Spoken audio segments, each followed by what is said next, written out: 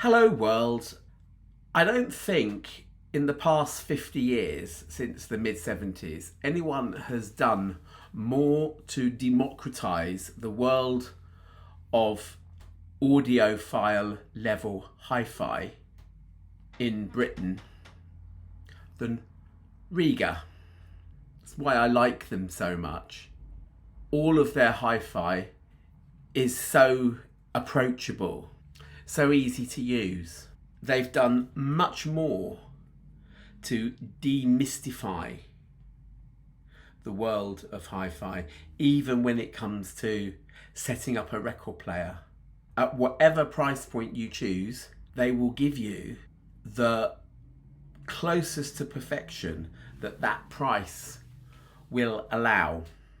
And in 1977, they introduced arguably the most important turntable in hi-fi's entire history, and that is the Rega P3.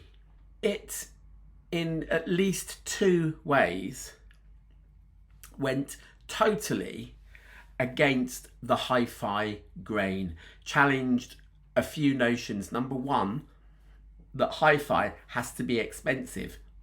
Now we're back in Audio T behind me here.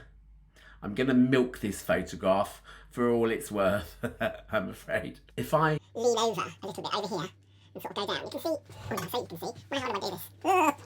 Right, here we go. I'm leaning over here, and you will notice that there is an awful lot of name equipment there. We have a power amp and a preamp that I was listening to with those rather fantastic speakers behind me, and the wonderful Rega Nea and Aphelion 2 record player and cartridge. The two amplifiers there, by name, essentially a preamp and an external power supply, and a power amp and an external power supply, £55,000 for those four boxes. Essentially 26,999 each. So 54,000. What's £1,000 between friends? The second way that I believe that the P3 challenged the accepted 1970s mode of thinking is that hi-fi had to be complicated. That the buyer had to arm himself. Sorry, I can't get this Audio T document from 1969 out of my head. But it's very sexist. But yeah, the average hi-fi buyer had to arm themselves with a bunch of specifications that were necessary for a piece of hi-fi to achieve before it became hi-fi. And as long as it achieved those specifications, you had nothing to worry about, basically. I.e., an amplifier was an amplifier, a record player was a record player. Yes, you might want to listen to your speakers, and they're all different designs, and you might have different ideas about what's going to fit into your home. But for most of your system, as long as it filled the specifications, you didn't need to worry about the sound quality. It would be served up for you. And Rega challenged this because I think it was What Hi-Fi? They published a few months ago various CEOs of different hi-fi manufacturers, including Rega. And they asked them, what music do you listen to when you're calibrating your record players? And of course, Roy Gandy of Rega chose Queen, didn't he? I Want to Break Free, a particular pressing of it, the one that was on the original Greatest Hits Volume 2, I think is what he said. And of course, Willow by Joan Armour Trading, as two of his favourite songs to calibrate equipment to.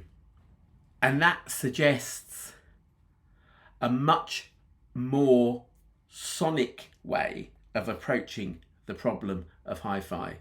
It isn't about necessarily a bunch of numbers and a bunch of sine waves and test tones.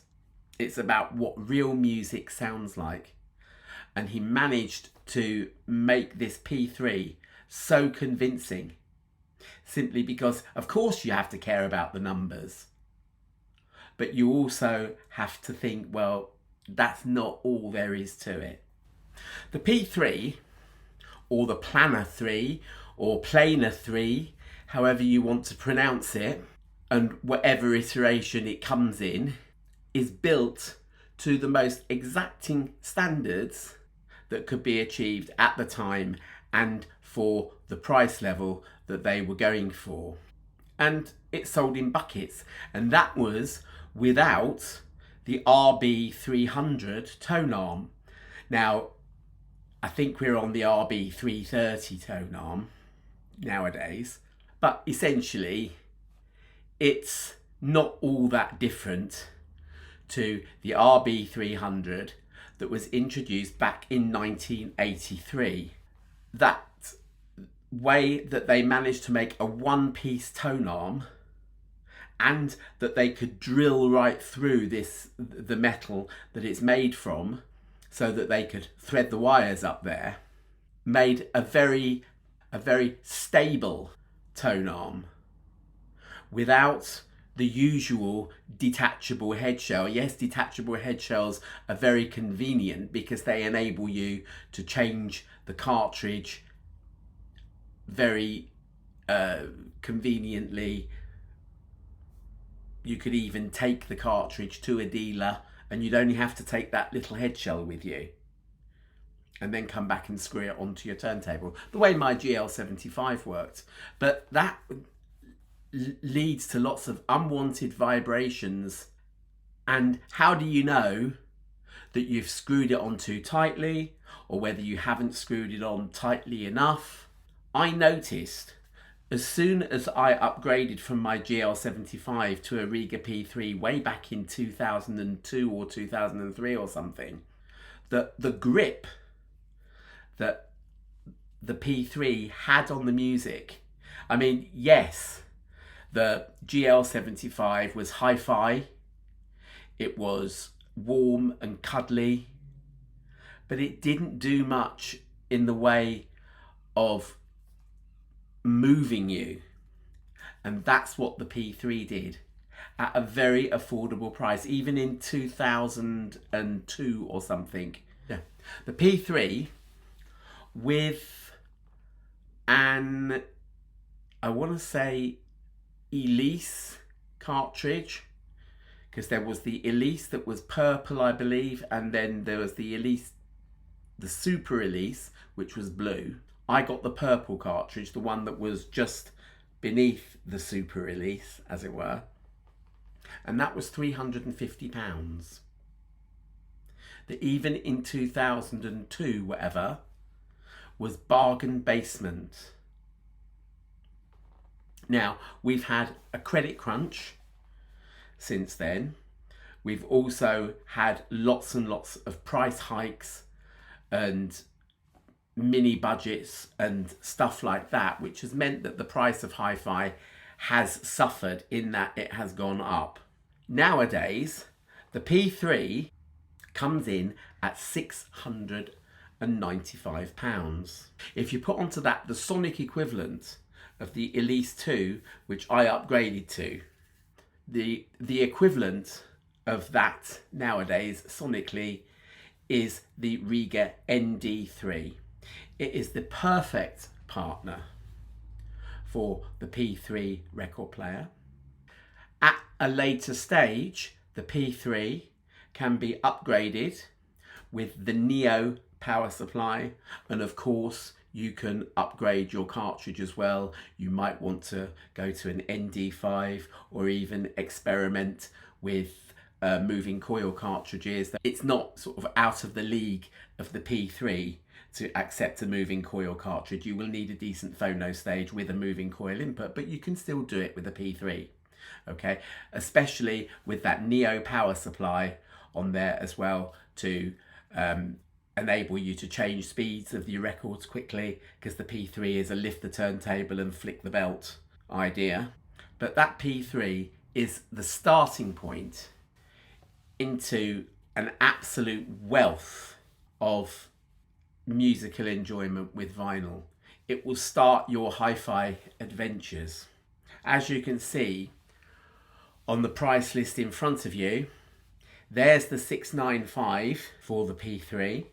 There's the 175 for the ND3 cartridge to go on it. You must have a cartridge of some sort on there.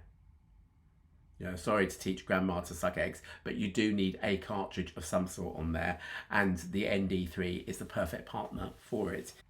It's also the cheapest of Rega's own in-house cartridges. But Rega do cheaper turntables. And hark, what is at the top of the very list? We can see the Eco Grade Planner 1 and Planner 1 Plus. And they are essentially slightly cosmetically shop-soiled examples of the basic Rega P1 that would otherwise be sent to landfill. And Rega quite sensibly thought that what with all of the damage that human beings are doing to the climate anyway, we don't want any more stuff chucked in landfill. And now, finally it gets to the point of the old video. It is the turn of the P3 to receive that green grade treatment. And so now Rega can do even more to democratize audiophile grade vinyl. The green grade P3 is again a slightly shop-soiled version of the regular P3. Might have a mark somewhere either on the plinth or even just on the lid, which would mean that normally Mr. Angry of Tunbridge Wells will be coming back and saying, look, there is a mark on the lid. I did not pay £700 to have a mark on the lid. It's now £499. If you're willing to accept that there might be the odd cosmetic blemish on your P3, it's now £499. That is nearly £200 cheaper than the regular P3. Just for a few marks, you are saving a whole load of stuff from going to landfill, and you're getting a darn good piece of hi-fi, an absolute legend, as I've tried to convey in this little talk. There are a few caveats that go with buying the green grade, a few things that you'll have to accept. A, it's a limited selection, so it will be first come, first served. It's the aluminium skin edition, metal plinths that have small imperfections. So if you need a certain colour or whatever to match your furnishings or whatever, you're not going to get the green grade P3 unless you're willing to accept that it's going to be an aluminium skin edition. Of course, it's a regular P3 in all but name and a couple of little scuffs on it. So you can upgrade to the Neo power supply, which is the updated version of my TTPSU. They will use other green grade components such as platters, dust covers and tone arms with cosmetic faults. So don't just think it's going to be a mark on the plinth. It could be that they'll put together a few components that have also got just a few little scuffs on them. They won't have the P3 logo on them so that you can easily identify them as green grade. Each deck will be fitted with a Rega Green Eco Lid badge. The box will state clearly that it is an Eco Green grade, and as usual with every Rega product, it will be thoroughly tested and it will have to meet the standards of the regular P3 before it can leave the factory. You're not going to get any worse sonics for accepting a green grade component. The ND3, as I say, has to be bought separately, but that means then that you're free to try any cartridge that you like, but you are looking at round about the £175 mark if you're going to get something that is going to start to show off how good that P3 is. And with that, folks, I will leave you. Well done for Rega for doing that. I'm more thrilled about you doing this than I was when I talked about the Eco deck for the P1, because I really think that this is a fantastic opportunity for loads of people that poo-poo audiophiles and say, oh, it's all expensive, it's all about specs, it's all complicated, it's all a dark art, and then kind of make fun of us the way that 1959 BBC video is that I looked at the other week. This goes to show that you can get absolutely superb hi-fi for really half the price of a MacBook Air.